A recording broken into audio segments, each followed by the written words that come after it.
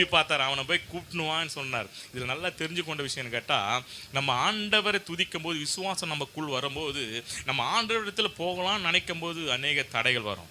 அல்லேலூயா. நமக்கு வியாதி வரலாம், நம்ம பிள்ளைக்கு ஜுரம் ஆகலாம், நம்ம ஆலயத்துக்கு கடந்து போக நினைக்கும் போது எதனா ஒரு பிரச்சனை நமக்குள்ளே வந்து தடை இருக்கலாம். கணவர் நம்மளை அடிக்கலாம், போக வேணாம்னு சொல்லலாம், இல்லை மனைவி நம்ம திட்டலாம், எதையாவது வேலை வரலாம், எதையாவது ஒரு தடையை கொண்டே வருவான். ஏன்னா அப்போது நீங்கள் தடையை பார்க்கக்கூடாது.